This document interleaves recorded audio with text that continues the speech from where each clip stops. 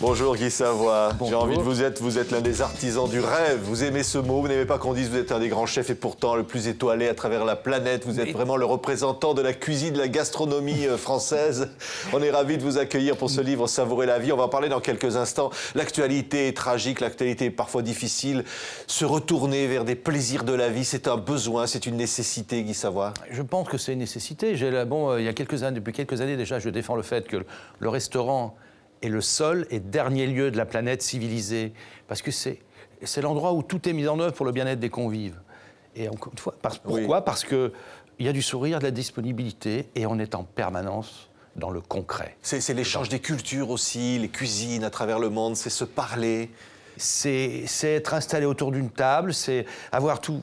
pratiquement ce rituel de la française qui passe de l'apéritif à l'entrée froide, à l'entrée chaude, et le poisson, la viande, le fromage, parce qu'on est aussi le pays du fromage, les desserts, les vins qui sont très importants. Notre cuisine se marie avec les vins. Oui. Alors, ça, c'est important. 1000 cuisiniers, 1000 menus, c'est l'opération Goût de France. Goût de France. Goût de France. C'est Laurent Fabius, le ministre français des Affaires étrangères, qui défend cela et qui est aussi le ministre du Tourisme. Il y aura un grand dîner à Versailles. Vous défendez ça, c'est une gastronomie culturelle, une gastronomie diplomatique. C'est une gastronomie tout court qui est l'un des paramètres forts de notre culture.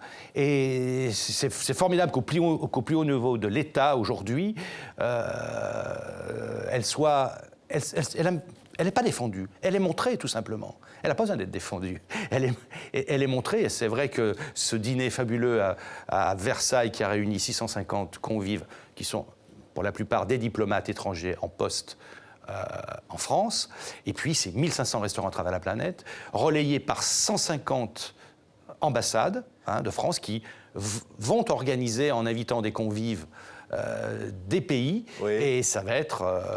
c'est une opération formidable. Et il paraît que Talleyrand disait donnez-moi un chef cuisinier, j'ai plus besoin de diplomate. Absolument. Laurent Fabius le répète assez souvent, absolument.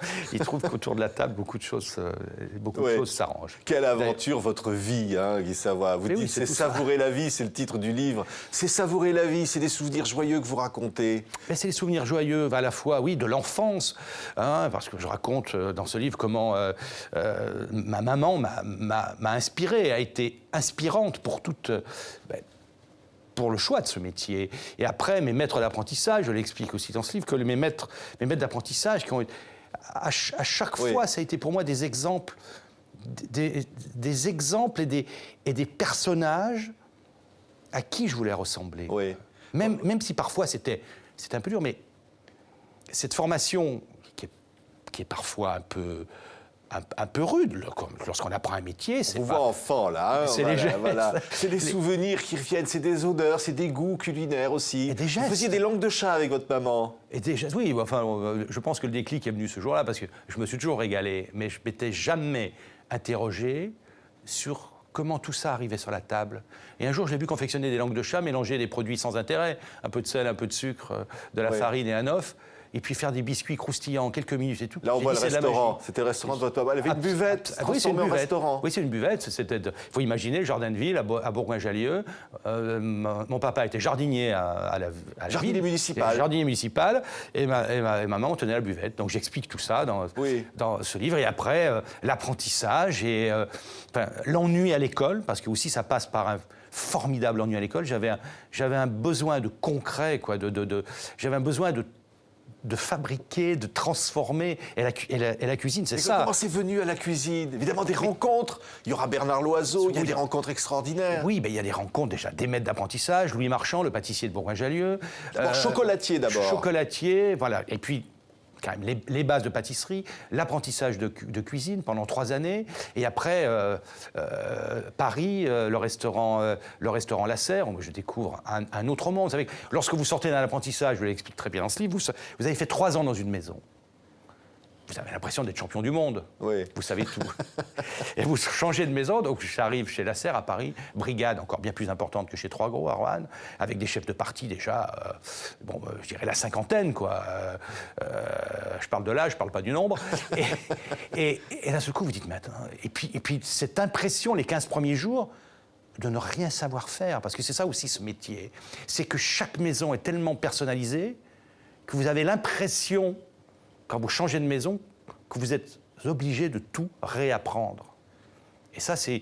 Donc, si des jeunes lisent ce livre et que parfois ils sont dans le doute, comme je l'ai été... Vous l'avez été. Vous êtes brûlé, vous avez souffert, parce qu'on se brûle quand on est cuisinier, quand même. Mais on se brûle. Tant qu'on n'a pas les gestes, bien sûr, on se brûle, on se coupe, on se salit. Puis après, vous comprenez, à force. Vous avez marre de vous brûler, vous avez marre de vous couper, et vous avez marre de vous salir. Donc, vous avez les gestes justes. Et si j'ai un conseil à donner aux jeunes, dans la première partie du livre, j'explique bien cette sensation, cette impression, à chaque fois que vous changez de maison, de réapprendre. Mais c'est ce qui participe à votre consistance professionnelle, à votre maîtrise. C'est cette maîtrise-là qui vous permet, comme dans tous ces métiers d'artisanat, de le faire un jour fort de cette expérience, de le faire avec votre propre sensibilité. Mais je disais au début, vous n'aimez pas qu'on dise que vous êtes un chef, vous n'aimez pas qu'on parle de l'industrie, de la cuisine, vous êtes un artisan de rêve. Du rêve en tout cas, de rêve je ne sais pas, mais du rêve. Et encore une fois, moi je défends le fait que nos maisons sont des lieux où pendant 2, 3, 4 ou 5 heures, on peut avoir des vraies sensations et passer des vrais moments de vrai plaisir, parce qu'on est dans le concret. Oui. Le sourire du maître d'hôtel, la disponibilité du sommelier, l'exécution des plats, c'est pas virtuel. Vous avez tout ça en même temps devant vous. Cette organisation autour de la table, en prenant le temps de prendre l'apéritif, en ayant cette succession de plats, les fromages, les desserts, et le digestif. Oui, voilà. C'est important le digestif. Alors, restaurant César Palace à Las Vegas, Singapour, à Paris, rue Troyon, évidemment. Vous vous souvenez du jour où vous avez votre 3e étoile ?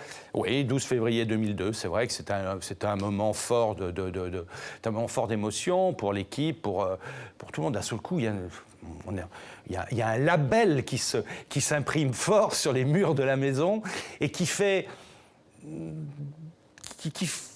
le regard. En fait, déjà, le regard des collaborateurs, le regard de l'équipe, qui disent que quand on leur parle d'effort, souvent, les gens vous regardent avec un œil interrogateur, mais le vieux, il n'a pas compris que les temps avaient changé. Et d'un seul coup, ce que vous dites, ça se réalise. Alors là, respect. Merci Guy Savoie. Savourer la vie, ce sont des souvenirs formidables publiés chez Flammarion. Et on va vous le dire, ça fait du bien. Merci beaucoup Guy Savoie. Merci à vous. Merci et bon appétit.